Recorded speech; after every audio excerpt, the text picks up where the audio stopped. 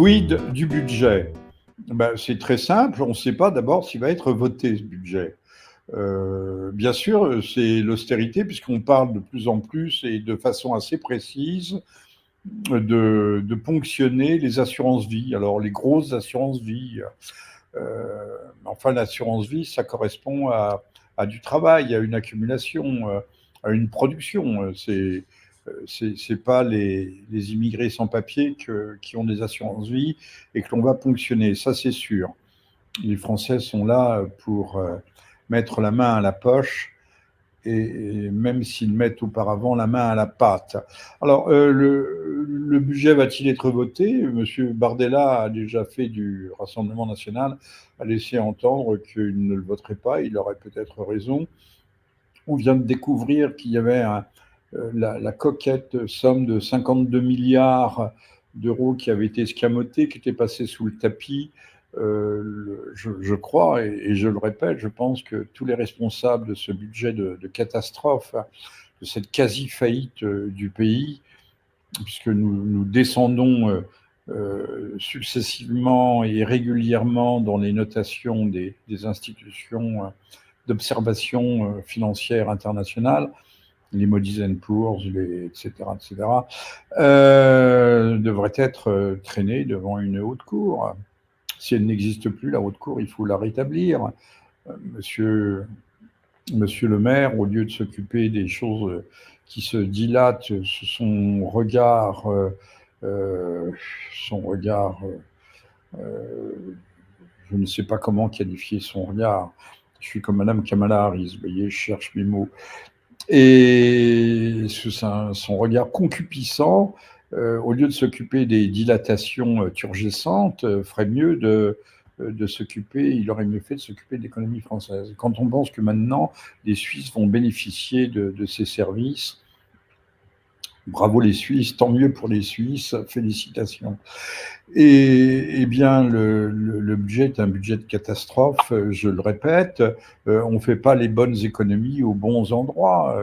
On sait, il y a des centaines de milliards à récupérer sur les gaspillages, sur la gabégie générale, mais c'est une économie qui ponctionnait, qui razziait même, je parle de brigandage, hein, qui razziait l'économie réelle, l'économie productive, pour mieux la répandre, la diffuser sur ses clientèles électorales et autres, et pour corrompre nos représentants qui sont des gens qui sont des coqs en pâte.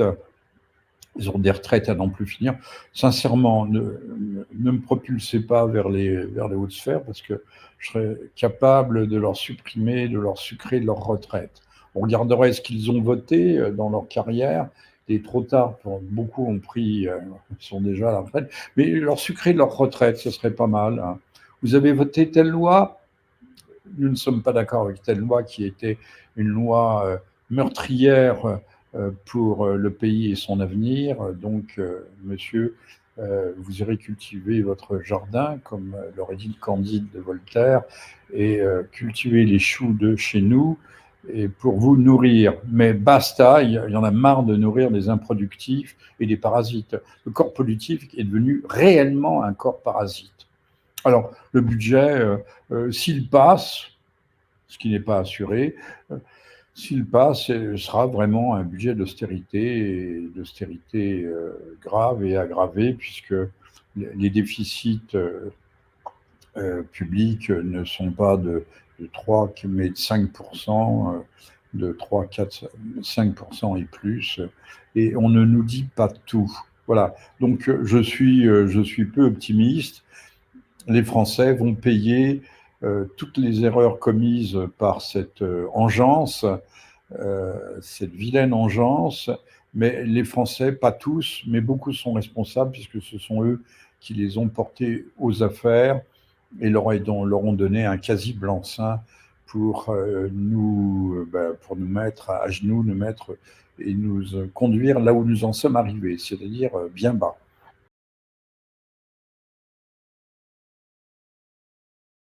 Y a-t-il des révélations sur des fonds qui seront évaporés, qui auraient été mis sous le boisseau, caché à la cave.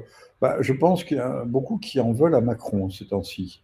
Et que certains, parmi les plus puissants, voudraient effectivement le pousser à la démission en disant qu'il faut passer un coup d'éponge sur le tableau, et effacer tout et recommencer, peut-être pas à zéro, mais rebattre vraiment les cartes. Macron a passé une ligne rouge, une ligne noire, en suggérant qu'il faudrait, pour arrêter les massacres de Gaza et maintenant du Liban, arrêter de livrer des armes. Ce qu'a fait, il faut le rappeler, personne ne le rappelle. Vous remarquerez, la presse est géniale, hein, elle a la mémoire courte, là, cette fois-ci. Alors qu'il y a un devoir de mémoire, paraît-il, que De Gaulle avait mis l'embargo sur les armes à destination des belligérants en 1967, au printemps 67, et que ça lui a valu, après il a surenchéri, ce maladroit De Gaulle, en parlant en décembre, lors d'une conférence de presse, toujours en 67, d'un peuple sûr de lui et dominateur.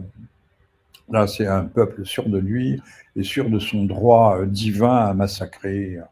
Je ne dis pas que les Israéliens sont un peuple de tueurs et d'assassins, très loin de là, mais le gouvernement dont il s'est doté et qu'il conteste d'ailleurs, que la population conteste fortement et violemment, eux se croient avoir les mains libres, surtout dans le contexte des élections américaines. Ils se disent qu'ils ont une fenêtre de tir et qu'il faut en profiter. Et ils montrent d'ailleurs le fond. Beaucoup se posent la question comment ce peuple qui a été persécuté,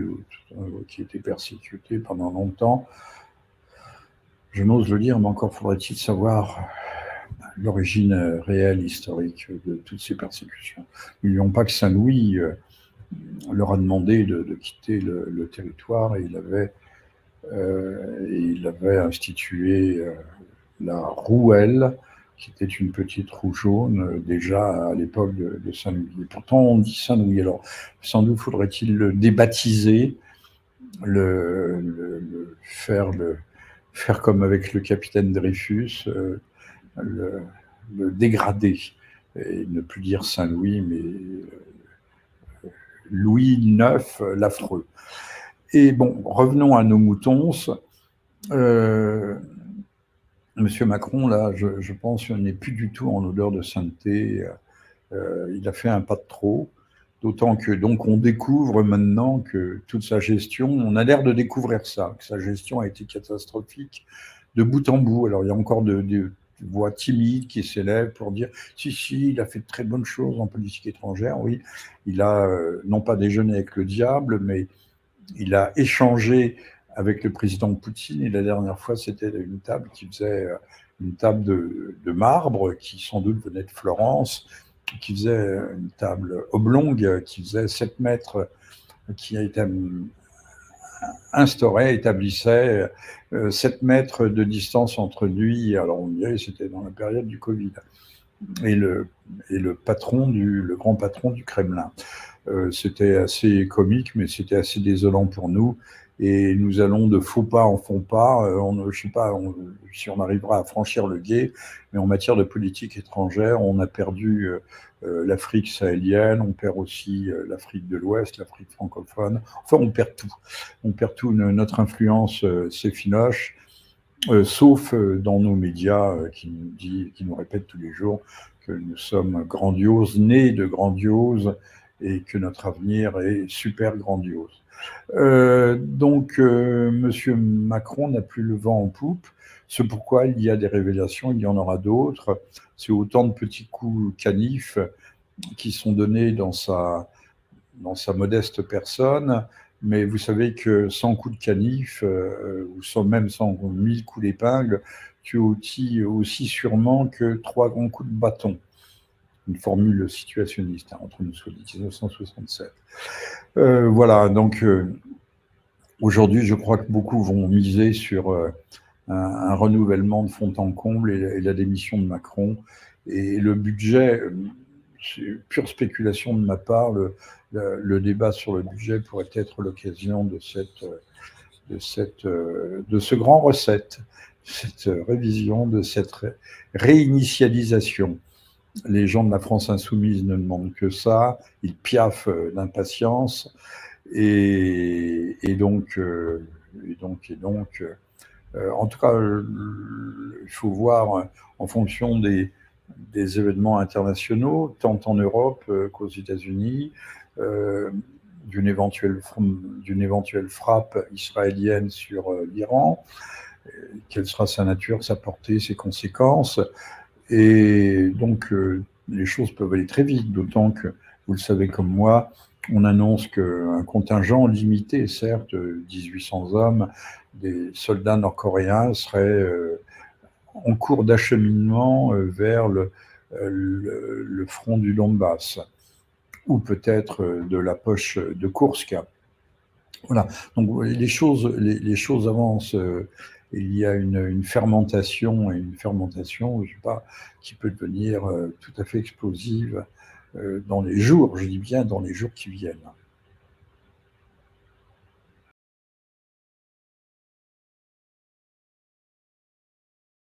Alors, il y a quid, que se passera-t-il si M. Trump arrive à la Maison-Blanche, c'est-à-dire aux affaires? Ben, il se passera certainement beaucoup de choses. Alors, il y a des gens qui sont beaucoup plus pessimistes que moi, beaucoup plus, qui disent il ne se passera rien, parce que M. Trump est un hypersioniste, mais toute l'Amérique est sioniste. On ne dit pas qu'il est franc-maçon, mais ce qu'on ne sait pas, c'est on sait pas, on ne connaît pas l'Amérique ni la culture américaine. Par exemple, ça n'a pas la même signification que chez nous d'être sioniste ou d'être franc-maçon. Les grades s'achètent. Donc on dit monsieur un tel est 33e. Chez nous, il faut gravir les échelons, montrer patte blanche, faire preuve d'une grande soumission à la pensée dominante. Et là-bas, non, on achète. Vous avez des ouvriers d'usine qui sont 33e. Voilà. Mais pour ça, il faudrait s'intéresser un peu en profondeur à la réalité américaine, à la sociologie américaine, à la sociologie politique. Parce qu'on croit, on vit dans cette bulle d'illusion extraordinaire que l'on n'a jamais été aussi bien informé. On n'a jamais été aussi bien et désinformé, et on n'a jamais été aussi ignorant. Parce que pour savoir quelque chose, il faut lire. Et puis, il faut se donner un peu de profondeur de champ historique, ce qu'on ne fait pas, et c'est comme ça qu'on développe son esprit critique.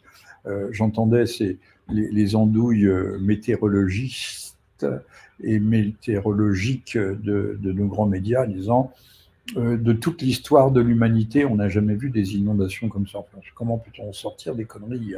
Pareil, il y a 40 ans, il y a eu des inondations comme ça, mais on en parlait. Alors là, pour le coup, on peut dire on en parlait moins, ou ça faisait moins la une des journaux.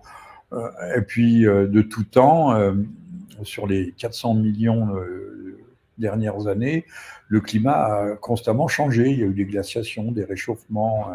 L'Antarctique était une terre tropicale avec des dinosaures, puis avec des lémuriens, enfin avec tout ce que l'on veut. Puis maintenant, l'Antarctique est un désert glacé. Voilà, les choses changent. Alors, le changement climatique, il y a, mais c'est un changement permanent. Hein. Les causes anthropiques, l'homme, oui, l'homme porte une énorme responsabilité, pas avec ses bagnoles à diesel, des fumeurs de clopes, de gitane maïs. Il porte sa responsabilité en rasant les forêts, en inondant les océans de plastique, en épuisant les ressources. Ça, oui, l'homme a une responsabilité, mais pas dans le changement climatique, a priori. On sait que c'est tout à fait controversé, mais c'est la doxa dominante, hyper dominante. Il faut que nous ayons peur et que ça nous fasse avaler d'ailleurs l'épuisement de notre épargne. Il faut acheter des pompes à chaleur, il faut acheter des bagnoles électriques qui ne marchent pas. Alors quand même, très grande nouvelle, 30% de ventes en moins des véhicules neufs en France, 60% en Allemagne.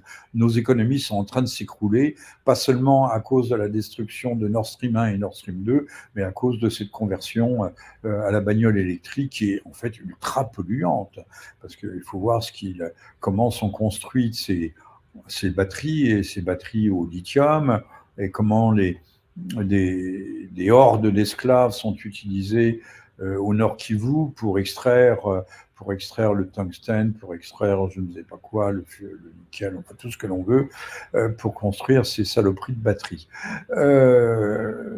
Non pas qu'il ne faille pas rêver d'un véhicule électrique, qu'il ne faille pas travailler à la question, mais enfin bon, il ne faut pas y aller à marche forcée et surtout pas y aller de façon contrainte. La liberté devrait être le principe de base de nos sociétés. On vous incite, on vous encourage à avoir des pompes à chaleur, peut-être à acheter, mais pas plus que ça. On ne vous dit pas vos bagnoles c'est de la merde et vous allez payer des taxes exorbitantes si vous n'êtes pas aligné sur les critères, les normes de la conversion écologique. On ne dit pas conversion écologique, comment dit-on? On dit, bon. Voilà. Alors, j'en reviens, il faut en revenir. Vous me disiez, est-ce que les choses vont radicalement changer? Oui, normalement, Trump n'enverra plus d'argent s'il n'y a plus de munitions pour l'Ukraine. Le fruit est pourri, il tombera de lui-même, même si la situation n'est pas extrêmement claire. Monsieur Zelensky parlait de réactiver un programme nucléaire en disant en l'espace de quelques semaines, nous pourrons être dotés d'armes atomiques. Personnellement, ça ne me semble pas, encore une fois, c'est une question de bon sens, ne me semble pas tout à fait crédible. Mais enfin, il exerce ce chantage, il fait la tournée des popotes européennes pour nous dire attention, si vous me poussez, il ne faut pas pousser grand-mère dans les orties, et si vous le faites, eh bien nous aussi, on va recourir à l'arme ultime. Les choses ne vont pas si bien, sinon sans doute les Russes ne feraient pas venir peut-être des Nord-Coréens, mais à la fois c'est mauvais signe et pour les Russes et pour nous, parce que ça veut dire qu'il y a vraiment une internationalisation, une cosmopolitisation de la guerre, qui est déjà une guerre générale, puisque c'est pas la guerre de la Fédération de Russie contre l'Ukraine, mais contre l'OTAN, et c'est-à-dire contre nous. Nous sommes en guerre, nous sommes en guerre économique, nous sommes en guerre, nous sommes en état de co-belligérance, non déclarée, implicite, mais bien réelle. Monsieur Trump mettra peut-être le haut-là à tout cela, et nous l'espérons. Maintenant, en ce qui concerne Israël, il n'est pas sûr qu'il suivra aussi, parce que je crois, et de bonnes sources, que les arsenaux américains, je l'ai déjà dit, je l'ai mentionné, commencent à se vider. Le dôme de fer, ou ce qui est au-dessus du dôme de fer, qui s'appelle Arrow. Non, Arrow, c'est encore au-dessus, hein, la flèche. Ça consomme beaucoup, hein, beaucoup de missiles. Les usines ne peuvent pas produire plus qu'elles ne produisent déjà. Donc là, on arrive aussi à des impossibilités, mais en même temps, il faut se demander si M. Trump va réussir à passer la barre. Sans être conspirationniste, toutes les tendances, tous les sondages, même les paris, les paris, tous les anglo-saxons sont de grands parieurs avec des bookmakers, c'est-à-dire des officines de Paris, et donne Trump gagnant. Mais il y a eu 2 tentatives d'assassinat. Que va-t-il se passer? Que peut-il se passer? L'establishment démocrate, mais je mets dans l'establishment démocrate un certain nombre de républicains anti-Trump, et chez les démocrates, il y a un certain nombre de partisans de Trump, d'ailleurs. C'est ça l'Amérique. Eh bien, ces gens vont se mobiliser parce que Musk a déjà commencé à donner un tout petit coup de pied dans la fourmilière. Des révélations ont été faites. Il a publié le produit du travail d'Assange. Hein, c'est pas exploité, parce que les journalistes ne vont pas se précipiter pour exploiter les milliers, les centaines de milliers de textos de Madame Clinton et de son entourage, pour les centaines de milliers, mais ce sont des ce sont des sources extraordinaires et explosives. Le fait que des hommes qui ne sont pas tout à fait, qui sont quand même de fortes personnalités comme Kennedy Jr. et Elon Musk se soient ralliés à Trump, c'est tout à fait significatif. Maintenant, la marmite est sur le feu, et si le couvercle est trop vissé, elle explosera. L'Amérique, je ne dis pas qu'elle est au bord de la guerre civile, mais c'est une probabilité, pas une probabilité, c'est une possibilité qu'on ne peut pas écarter d'un revers de main. Voilà, donc le monde est entré dans une phase d'instabilité qui va se dénouer dans les semaines qui viennent. Que je dis que ce soit les frappes israéliennes sur l'Iran, que ce soit M. Zelensky qui trépigne et pigne, qui se sait déjà sur un siège éjectable. Il n'a plus il n'a ni légitimité, mais en plus pas de légalité. Il aurait dû être réélu, ce qui n'est pas le cas. Donc c'est un homme qui flotte entre deux eaux. Donc vous voyez, on est dans un monde extraordinairement incertain pour les jours et les semaines qui viennent. Que va-t-il? Donc je ne peux vous dire que ce que disait Black à Mortimer, wait and see, attendre et voir.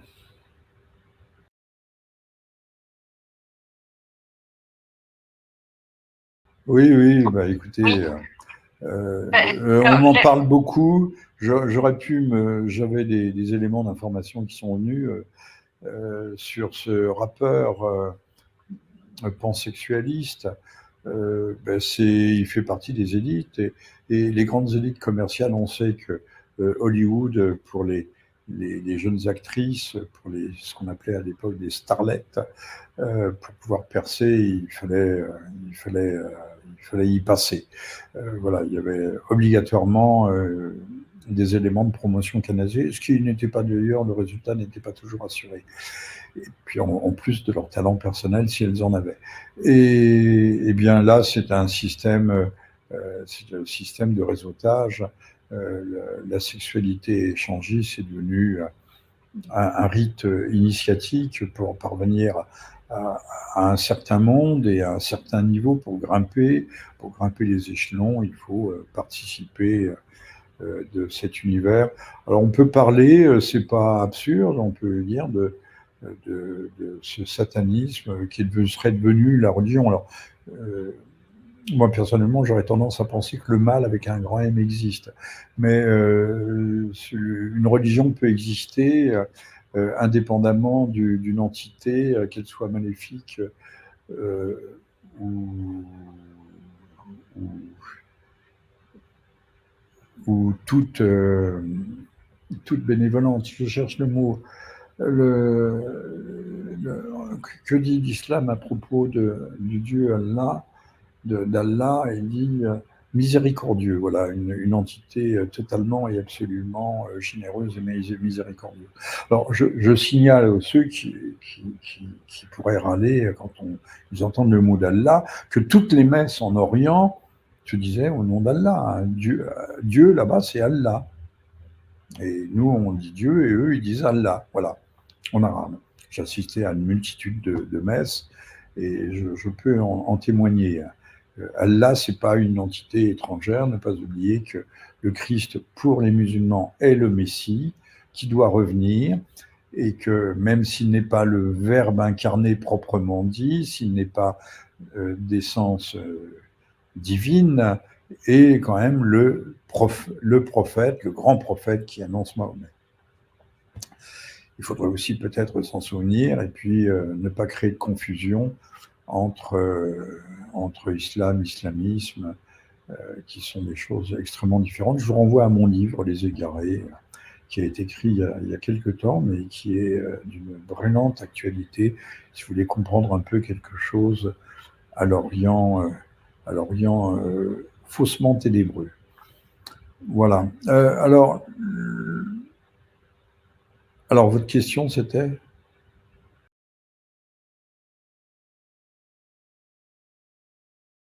Je vois pas le lien qui existerait entre l'affaire Didi et Trump. Personne n'en a parlé. On lui a mis dans les pattes des prostituées ou des actrices de porno, ce qui est la même chose, pour faire dire qu'il les avait violées ou je sais pas quoi, comme si on pouvait violer une prostituée. Bon, c'est le métier de se faire violer.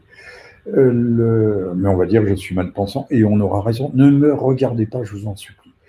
Eh bien, non, il n'y a pas de bombe puante qui puisse éclater, je pense, de ce point de vue-là, à la dernière minute.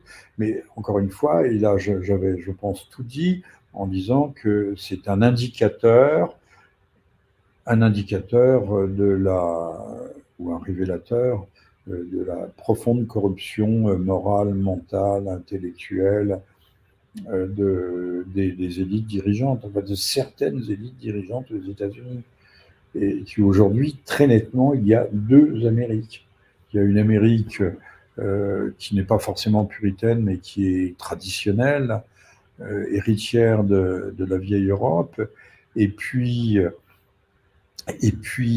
cette Amérique New Look, reformatée, débridée, déjantée. Il y avait un film autrefois qui s'appelait The Misfits, avec de grands acteurs. Misfits, ça veut dire les désaxés. L'Amérique est devenue totalement désaxée. Ça apparaissait déjà dans des films comme Sailor et Lula, des films qui montrent bien que ces gens sont barjots. Il y a une psychopathologie collective réelle. Alors, qui va l'emporter? La psychopathologie mondialiste, parce que les mondialistes, ce qu'ils veulent, c'est encore une fois le mondialisme, le wokisme et la religion de la gouvernance mondiale. On veut des peuples atomisés ou réduits à des entités racisées, décolonisées, tout ce que vous voulez, néo-féminisées,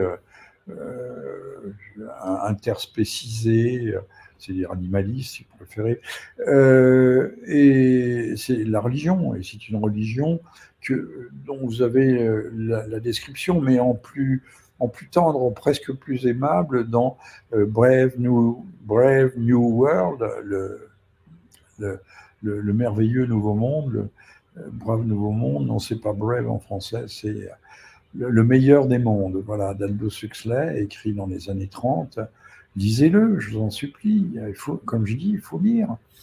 Et tout est déjà dit, tout est déjà prévu. Je ne dis pas planifié, mais la planification, elle avance. Hein, et nous-mêmes, nous sommes intoxiqués. On croit que les droits de l'homme, c'est très bien, mais les droits de l'homme, ce seraient des droits naturels. L'homme n'a pas de droits naturels. Il n'a pas de droits naturels. Il a des devoirs qui sont des devoirs que la civilisation lui donne, lui impose lors de sa construction civilisationnelle. C'est un processus d'évolution anthropologique. Mais il n'a pas des droits.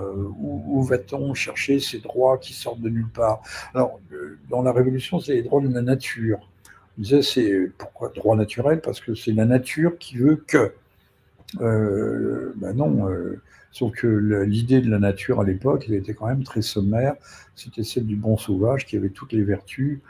Et une théorie qu'on trouve d'ailleurs aussi bien, et là ce que je dis est important dans le calvinisme, qui lui dit que au pur tout est pur, c'est-à-dire que ceux qui ont la grâce peuvent tout se permettre. Donc même les tapis de bombes, le napalm, tout ce que vous voulez, de raser Gaza et de réduire en cendres une partie du Liban, pour l'instant. Hein. Après, on verra pour la suite. Et puis, il y avait les anabaptistes qui pensaient, c'était une hérésie qui est apparue au même moment que la réforme, les anabaptistes qui ont donné une sorte de tyrannie épouvantable à Münster, tout ça ayant été écrasé dans le sang, grâce au ciel d'ailleurs. Les anabaptistes qui pensaient qu'ils étaient purs parmi les purs. les anabaptistes pensaient il fallait être rebaptisé. Hein. Il n'y avait pas de baptême quand on était petit, enfin toutes sortes. C'est très intéressant l'anabaptisme. Et les anabaptistes peuvent jouer un rôle, curieusement, mais c'est un anabaptisme très édulcoré aux États-Unis pour faire basculer la balance en faveur de Trump. Cherchez qui sont les anabaptistes américains, et ben, ce sont les Amish, héritiers des anabaptistes. C'est une partie de secte anabaptiste, mais enfin bon, il y avait les bons anabaptistes et les épouvantables anabaptistes, il y avait les deux. Mais les anabaptistes pensent qu'il y a une incorruptibilité, le concept vrai, c'est impeccabilité. L'homme est impeccable par sa nature, et ça va devenir du rousseauisme, et c'est la société qui le corrompt. Non, ben, malheureusement, il y a des hommes bons. Dans le grand loto génétique, il y a des courageux, des paresseux, des lâches, des intelligents, des beaux, des laids, des égoïstes et des altruistes. Et il y a des gens méchants. On sait ça, il suffit de regarder les rats. On sait que sur une population de rats, vous avez 5% de rats super tueurs, qui sont des tueurs nés. Mais ça n'existe pas, les tueurs nés, puisque l'homme est fondamentalement bon. Et que s'il tue, s'il viole des petites Philippines au fond du bois de Boulogne, c'est parce qu'on ne lui a pas donné son permis de séjour.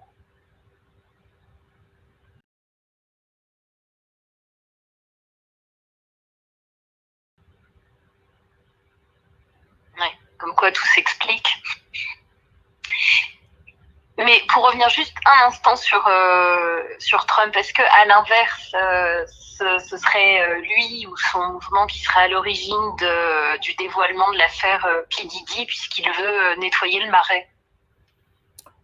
Ah oui, c'est Swamp le marais. En français, on appelle ça les écuries d'Augias. Mais il faut trouver le fleuve.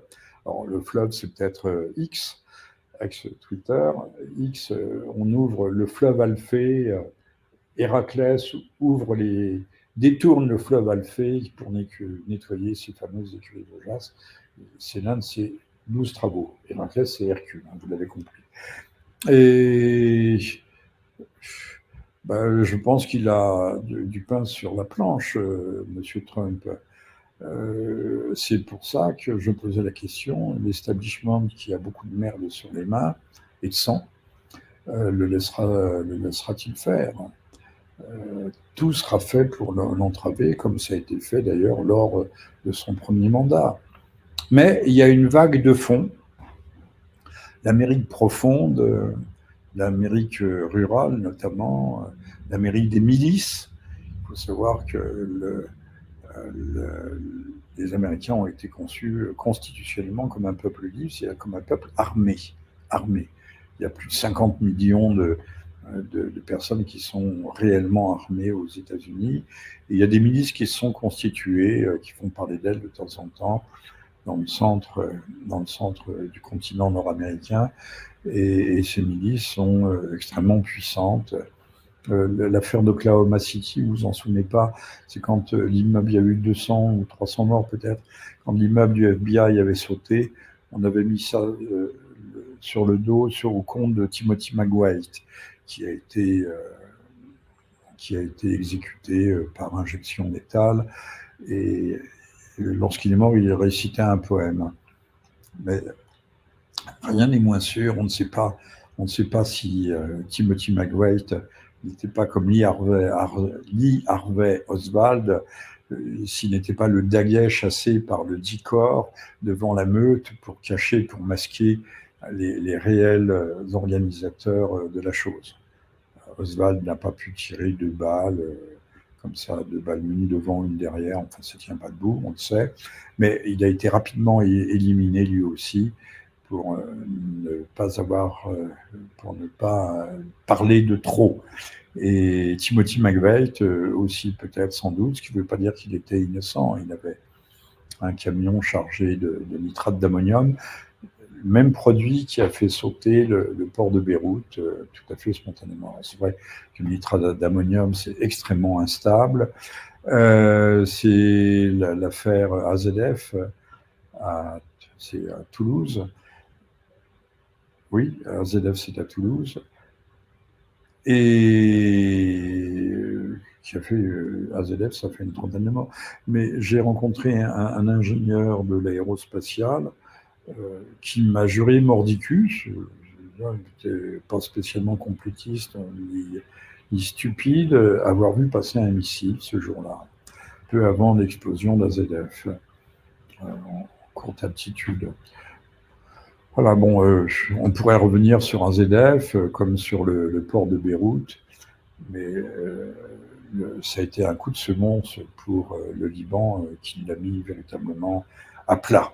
Voilà, on peut parler, alors, outre la corruption des élites libanaises. Alors, que va-t-il se passer? Que pourra faire M. Trump?